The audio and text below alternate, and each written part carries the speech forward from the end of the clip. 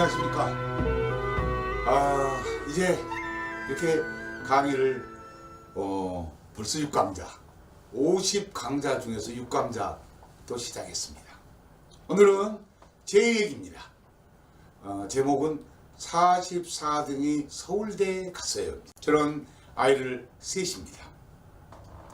그런데 3명 다 지금까지 평생 동안 공부해라 말 한마디 해본 적이 없습니다. 놀아라 이런 말은 야 놀면서 해 뭐 이런 말을 해봤어도 공부해보라는 말을 하지 않았습니다. 왜냐? 하라고 해서 할 것 같으면 누구는 안 하겠어요? 하라고 해서 하고 안 하라고 해서 안 하는 거 아닙니다. 자립심과 독립심을 잘 길러놓으면 스스로 알아서 하게 돼 있습니다. 그죠?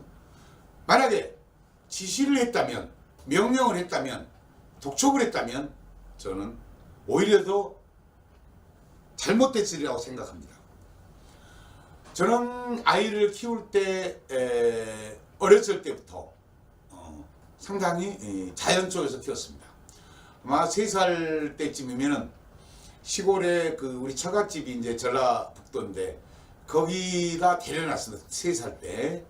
한 번씩 가보면 팬티 하나만 입고 까맣게 타가지고 할머니 따라서 넘뜨렁 밭뜨렁 다니면서 아빠가 가니까 그 메뚜기 잡아가지고 막 뛰어와가지고 아빠 메뚜기 잡았다고 자랑하고 그 드넓은 들판에서 할머니 따라다니면서 자연 속에서 키웠습니다. 그 자연은 저에게 우리 아이에게 정말로 큰 인격 형성에 도움을 주었던 것입니다. 물론 긴 시간 아니었습니다만은 그러다가 저희들이 초등학교에 들어갈 무렵에는 저희들이 그 마무리 면목동에 전교생이 몇 명 안 되는 초등학교가 있습니다. 산속에 있는데 그 초등학교를 보내게 됐습니다. 그 초등학교를 가기 위해서 마무리 공동묘지 제일 끝에 집으로 저희들은 이사를 갔죠. 그래서 뒤에는 으시시하기도 하고 나무가 많고 숲이 우거지고 이 천둥번개 칠 때는 참 무섭기도 하고 할 정도고 또 그런 속에서 살다 보니까 이 마무리 아차산이 얘들에게는 제가 어렸을 때 지네들과 마찬가지로 학교에 갔다 오면 온 천지 산속에 거기에 예비군 훈련장이 있었는데 산속을 돌아다니면서 잠자리도 잡고 온 잡생생이 다 주워오고 또 그때는 이제 좀 오래된 얘기이기 때문에 그 창가에 지금도 이렇게 야채 같은 걸 심어놓고 그렇습니다만은 그런 거를 보고 뭐 메뚜기 또 거기는 이제 비료를 농약을 안 하기 때문에 이제 그런 메뚜기들이 많이 있었죠 그때만 해도. 그래서 온 산을 헤집고 다니고 또 비 오는 날이면 이렇게 이제 지금 인공 폭포로 되어 있습니다만 그 폭포가 이렇게 안 좋습니다.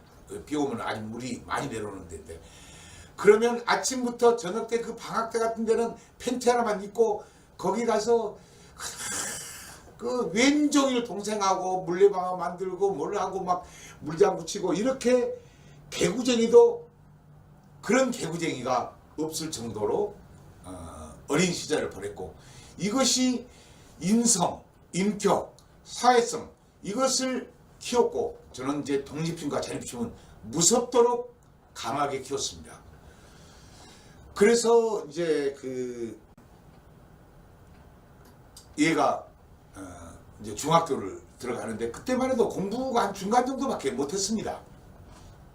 근데 이제 중학교에 들어가서 했는데 여기에는 이제 여학생들하고 이제 이렇게 합반인데 아무튼 얘가 어떻게 보면 말썽꾸러기도 될 수 있었죠.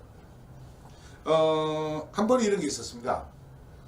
중학교 3학년인데 이제 아마 1, 2, 3학년도 어떤 이렇게 추려가지고 그 어떤 뭐 이렇게 간부라든가 뭐 이렇게 특정 그런 애들이 이제 아마 그 수학여행을 갔습니다. 가가지고 이제 얘들이 1, 2, 3학년에 갔으니까 야 우리 야자놀이 하자 그런 거예요. 그런데 1학년이랑 3학년 다 모여가지고 야자놀이 하자 그러니까 그게 이제 말티자 이 말이지 않습니까? 그러니까 형 동생이 없는 거죠. 그래서 얘들이 이제 한 아이가 여기가 그 말 해놓고 안 한다고 그런 거예요. 그러니까 야, 응? 선생님 아들이면 다냐? 그러고 한번 때린 거예요. 그 얘를. 그런데 또 옆에 있는 아이가 또 덩달아서 때렸답니다. 그걸 모르고 있었죠. 그런데 한 달 정도 지난 다음에 그게 이제 발각이 돼가지고 이제 난리가 나버리는 겁니다. 왜냐면 그냥 때린 것도 아니고 선생님 아들이면 다냐 이렇게 아니라 교사 아들이었는데 선생님 아들이면 다냐 그래가지고 그게 말썽이 돼가지고 이제 하는데 부모님을 이제 오라고 출두를 시켰으나 다른 부모님들은 이제 그 같이 했던 아주 집단 폭행이 돼버린 거죠. 그래서 저는 이제 강의 때문에 지방 출장 때문에 일주일 후에 갔더니 이미 교무회를 다 했고 그래가지고 얘는 퇴학을 학교 폭력으로 퇴학을 준비했다고 합니다. 그래서 교장선생님한테 가서 교장선생님 부모가 잘못 키운 죄로 됐습니다. 제가 다 책임을 질 테니 우리 아이 좀 지금 이 중학교 2학년 때를 퇴학시키면 어떻게 하겠습니까? 예, 선처를 해 주십시오. 그러니까 저는 잘 몰라요. 교감선생님한테 얘기해보세요. 교감선생님한테 가서 또 사정을 하고 교감선생님도 아유 저는 몰라요. 상담선생님하고 말씀하세요. 상담선생님 찾아가서 또 빌고 했으나 뭐 시큰둥 하시더라고요. 또 늦게 왔죠. 제가 늦게 갔죠. 일찍 찾아갔어야 되는데 A들은 아니었습니다만은. 그래서 이제 최종적으로 담임 선생님을 만났습니다. 그래 만났는데 담임 선생님께서 참 우리 아이를 아끼셨는데 그러니까 너무 아끼니까 그러셨는데 선생님께서 얘가 전번에 수업 시간에 그 놀이 시간에 그 음악 들은 거 그리고 왜 이렇게 일찍 와요? 다른 애들은 일찍 와가지고 농구를 하면 아침 6시에 가가지고 일찍 가라고 이제 습관을 길러놔서 그랬습니다만은 그러면 농구를 해가지고 다 지쳐버린답니다. 그러면 수업 막상 시작되면 다 존대요.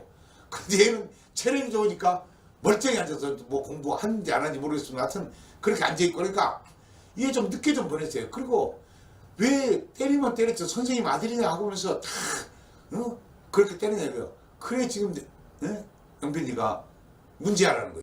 선생님 제가 잘못은 했습니다. 부모가 잘못 킨 자식 잘못 킨 건 사실이죠. 그런데 방금 말씀하신 문제하라는 것에 대해서는 절대로 동의할 수 없습니다. 얘는 문제하는 아닙니다. 사춘기를 톡톡히 치르고 있는 겁니다.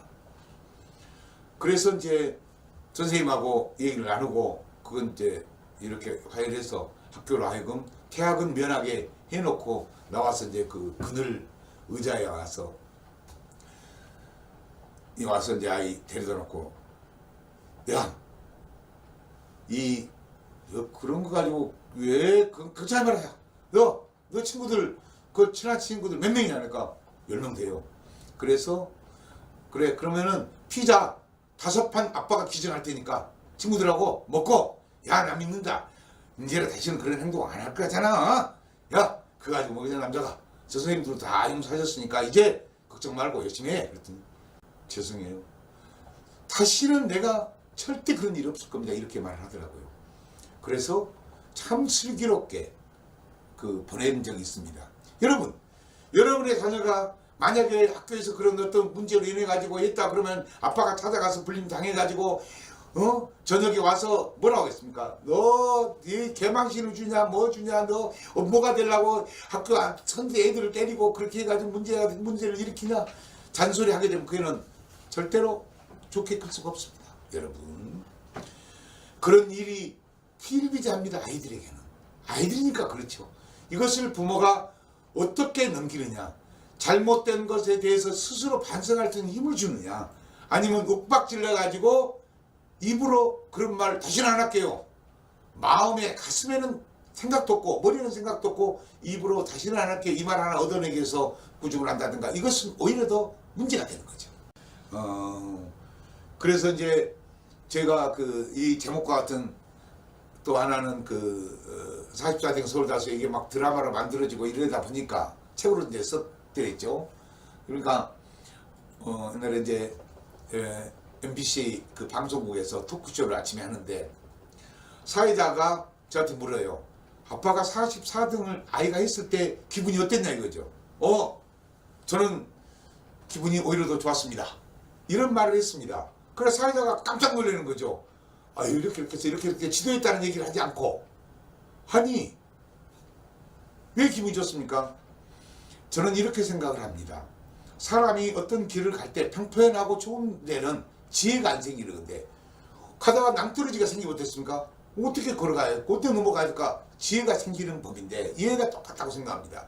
얘가 평탄했으면은 절대로 지혜가 안 생길 수도 있는데 이런 것이 한번 큰 충격을 받고 나면 지혜가 생겨서 아, 내가 어떻게 해야 되겠다는 힘을 능력을 키웠기 때문에 저는 상당히 그런 것에 대해서 그렇게 기분 나쁘게 생각을 안 하고 뭐 충분히 어차피 중학교 성적이 무슨 뭐 대학교 가는데 영향 주는 것도 아니고 그렇기 때문에 그렇게 신경을 안 썼던 건데 당시에 그 저희 아들하고 또 아주 말씀 그런 게 있었어요. 걔도 뭐 걔는 43등 했다고 그러더라고. 우리 아이는 50명 중에 44등을 했는데 그런데 걔는 그 다음날 또 엄마가 이제 자가용 다 아빠 버스 타고 가라 그러고 자가용 타고 아침에 학교 태워가지고 딱 지켜섰다가 학교에서 데리고 나오고 또 이렇게 학원 데려가고 왼종일 그렇게 해가지고 이 아이를 키웠답니다. 우리 아이가 똑같은 조건이었는데 근데 이제 뭐 그 아이가 뭐 잘못된 건 아니지만은 결국은 그것이 재수를 몇 번 하는 그런 일이 생겼죠. 왜? 지혜를 저는 그거를 문제를 지혜로 넘겼고 그 어머니는 문제를 적극적인 관심이라고 할 수도 있겠지만은 하여튼 그런 것을 지나치게 아이에게 판단할 수 있는 힘을 안 길러줬다는 것은 차이가 있는 것 같습니다. 아무튼 우리 아이가 말썽으로 얘기하면 아휴 우리 동네에서 꼬맹이 때부터 모르는 사람이 없었습니다. 아이들은 그렇게 자라야 희망이 있습니다. 원상이 합치고 이래도 그렇게 해가지고는 창의성, 미래 이런 것들이 없습니다.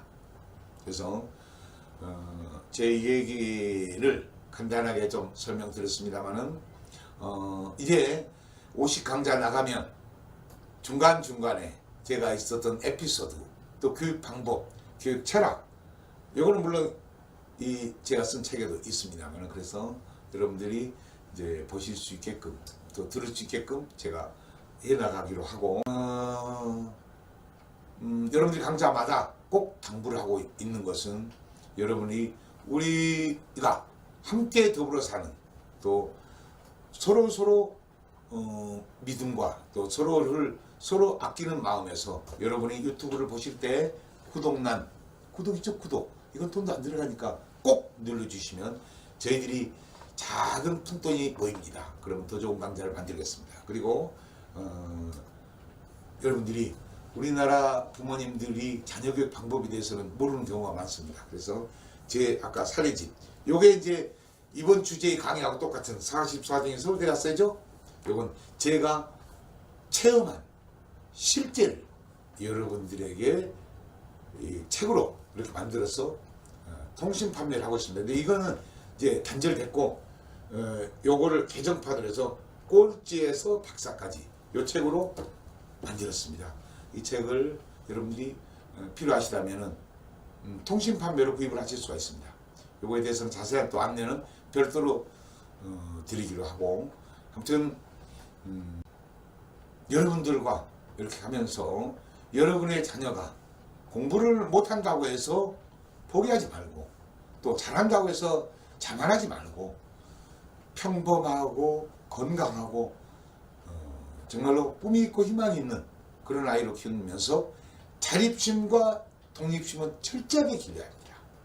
저는 초등학교 다닐 때 100원만 줘도 동전 100원만 줘도 90도로 깜빡 인사하는 정말로 짠물도 그런 짠물이 없었습니다. 그거는 그 아이에게 소중한 경제를 가르치기 위해서 했고 그러다 보니까 이제 대학도 이제 저는 돈 안 드리고 갔습니다. 총장님이 고맙죠. 그건 구체적인 사례 같은 거는 또 뒷강좌에서 제가 다시 한번 말씀드리려 하고 아무튼 오늘 이렇게 경청해 주셔서 우리 학부모님들 고맙습니다.